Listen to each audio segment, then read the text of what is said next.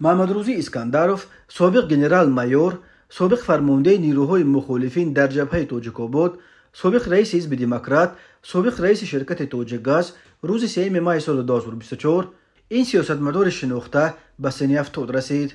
اینک 20 سال باز اسکندرov در پشت پنجره قرار دارد. او سال 2005 بعد اعلان عزمش برای گذاشتن نامزدیش در انتخابات پرزیدنتی به 23 سال زندان محکوم شد.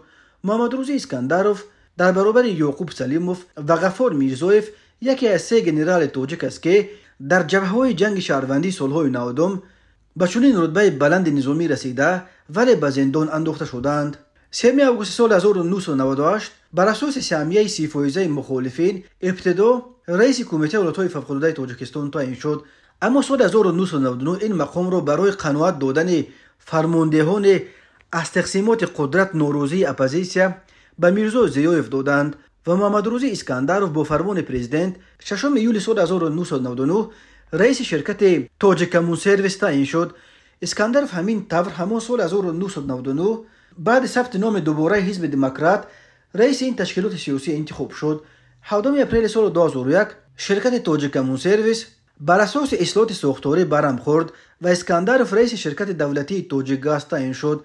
اسکندرov در سال 2003 از اصلاحات قانون اساسی که پرزیدنت امامعلی رحمان حق پیشبری نامزدیش برای باز دوره 7 ساله پرزیدنتی را فراهم می‌آورد به شدت انتقاد کرد. او رهبران اتحاد نیروهای مخالفین را به فروختن دستاوردهای سازشنامه صلح عیبدار کرد و همچنین اعلام کرد که نامزدیش را در انتخابات آینده خواهد گذاشت. اسکندرov همچنین برای تشکیل یک ائتلاف فرماندهان سابق از هر دو جبهه جنگ شهروندی تاجیکستان عزم کرد که نخستین جلسه‌اش در جرگتال در منزل شاه اسکندرov برگزار شد. چنین مفخره‌گیری‌های آشکارای اپوزیسیونی اسکندرov باعث شد که حکومت در پیش شود. روز 28 نوامبر سال 2023 در جلسه حکومت رئیس شرکت توجیک‌گاز محمدروزی اسکندرov به منتظم اجرا نکردن دستور سفارش‌های حکومت در مورد اصلاحات ساحه انرژتیک همچنین به بی‌مسئولیتی در اجرای وظیفه‌های خدمتی که باعث کاهش نشانده‌های استحصالی کارخانه‌ها شده است و کمبودی‌ها در انتخابات و جابجاگذاری کادرها عیبدار کرده از وظیفه گرفتند. اسکندرov بعد برکناریش از مقام ترک تاجیکستان کرد.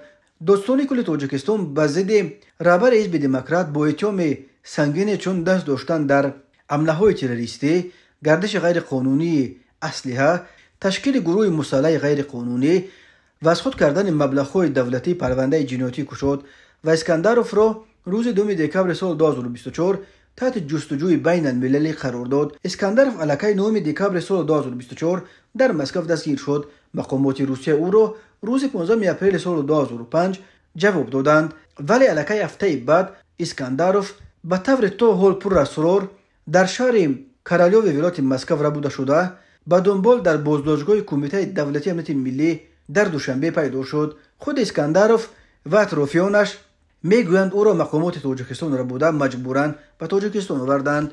دادگاه عالی تاجیکستان روز 5 اکتبر سال 2005 اسکندرov را بر اساس 6 ماده کودکس جنایتی، تروریسم، بندیتیسم، دزدی مالکیت دولتی، غیر قانونی نگاه داشتن محافظان، سوء استفاده از منصب، تشکیل گروه مسلح غیر قانونی گناهکار شناخته به 23 سال زندان نظامش شدید با مصادره مال و ملک محکوم کرد. با حکم دادگاه اسکندرov را همچنین از رتبه نظامی گنرال مایور و اردن اسپیتمن محروم کردند.